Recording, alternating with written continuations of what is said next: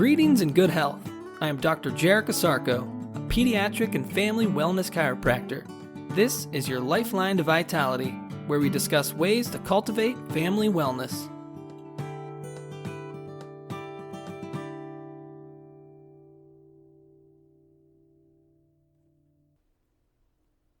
Good day and great health. Welcome back to another edition of your Lifeline to Vitality. Today on the podcast, breaking news. Germ theory disproved in 1884.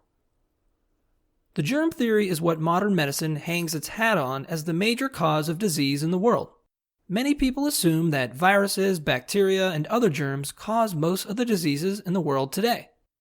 What if there were exceptions to that theory? If there are exceptions to the facts, then how does it continue to have merit? Exceptions to the rule make it just that, a rule, not a law. When the germ theory was first being proposed in the 19th century by forerunners Robert Koch and Louis Pasteur, it was very controversial and had many detractors within the scientific community. One critic in 1884 was so convinced that the theory was wrong, he purposely gulped down a glass of water that was mixed heavily with Vibrio cholerae, the bacterium associated with cholera. Astounding his colleagues, he was completely unaffected by the pathogen. The magazine Science published an article in 2000 describing the incident, stating, "For unexplained reason, he remained symptom-free, but nevertheless incorrect." I think that sums up the arrogance of the modern scientific and medical communities today. If they claim that Vibrio cholerae causes cholera, and this example clearly showed that the man avoided cholera, how can he be incorrect? Dr. Reggie Gold once said that rude facts destroy pretty theories. Instead of trying to delve deeper into the question of why he didn't become ill, the medical and science community blatantly ignored this exception so it could hold on to its pretty theory. D.D. Palmer, the discoverer of chiropractic, also questioned the germ theory early on, stating, "One question was always uppermost in my mind in my search for the cause of disease. I desired to know why one person was ailing and his associate, eating at the same table, working in the same shop, at the same bench, was not. Why? What difference was there in the two persons that caused one to have pneumonia, catarrh, typhoid, or rheumatoidism, while his partner, similarly situated, escaped? Why?" It must be clear that by disagreeing with the germ theory, it doesn't mean you have to stop believing in germs. Microbes that are labeled germs are part of the intricate balance of our ecosystem and make up the majority of life here on Earth.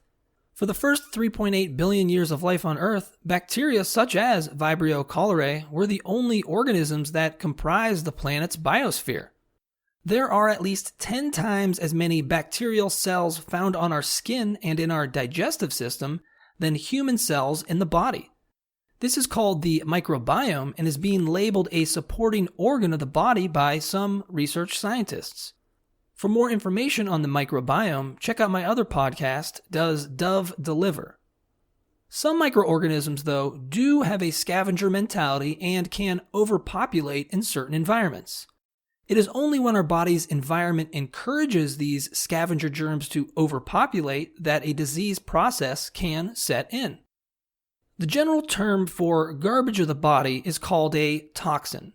A toxin is a chemical that is known to have harmful effects on the body. Toxins can come from chemicals used to grow or prepare food, polluted air that we breathe in, and even from a dysfunctional body system. Our bodies even create toxins during metabolism, the natural chemical reaction required to sustain life.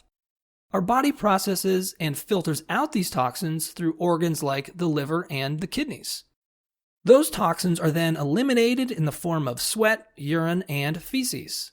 Certain scavenger germs, though, can thrive off of these toxins. Let's visualize a garbage can that is overflowing with garbage and it is infested with flies. The flies represent scavenger germs and the garbage represents an overflow of toxins from depleted body function. Some might go out to the can with bug spray and treat the garbage by dosing it with a harsh chemical to kill off all the flies. You walk away from the garbage coughing from inhaling the harsh chemicals, but at least all the flies are dead. A little while later, though, what happens? The flies are back and in even greater number. That is the mentality of the medical community, to treat the effect. What is the one surefire way to keep the flies away for a longer period of time? Clean out the can by removing the garbage. Your body as a whole does a great job of throwing out its garbage when it can function at its best. So if germs aren't the cause of disease, then what is? I like Dr. Fred Barge's take on this question, quoting, "There is but one cause in disease, the body's inability to comprehend itself and/or its environment. There is but one cure in disease, the body's ability to heal itself. And there is only one thing that any doctor can do for a patient, and that is to remove an obstruction to healing, thus facilitating it." And that is exactly what I do at Ohio Specific Chiropractic for my patients. Remove an obstruction to healing. What is the obstruction I deal with?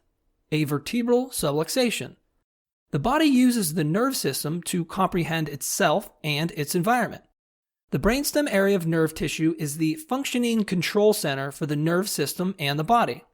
A vertebral subluxation puts added pressure on the brainstem, thus affecting its ability to transmit functional information clearly.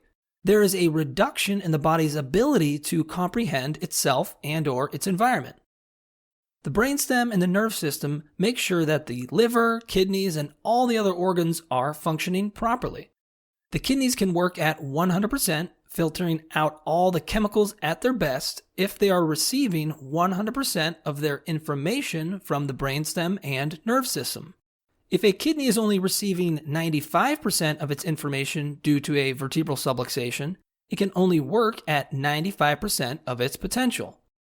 Hypothetically, let's say we give the kidneys a test to measure their functional capability to filter out 100 toxins for 1 minute. If the kidneys are only functioning at 95%, for that 1 minute, the kidneys only filter out 95% of the toxins, an A in many grading respects.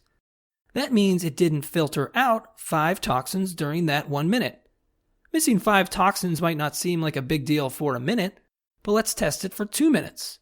Now it missed 10 toxins out of 200. How about for 5 minutes? 25 toxins out of 500. What about for a 24-hour day period? There are 1,440 minutes in a day, and the kidneys came across 144,000 toxins during that day, but it missed 7,200 toxins. It adds up fast, doesn't it? Certain germs thrive in these situations and will multiply once in that type of dysfunctional environment. How can you make sure your kidneys or any other organ in your body is functioning at your best? Have your nerve system analyzed at Ohio Specific Chiropractic.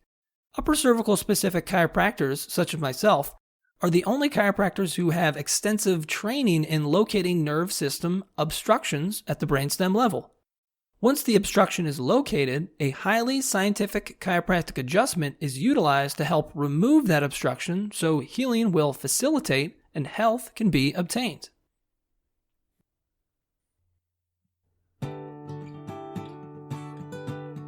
Thank you for listening. For even more information on how chiropractic can benefit you and your family, please check out my website, ohiospecific.com. That's ohiospecific.com. Until next time, remember to keep your head cool, feet warm, and your mind busy.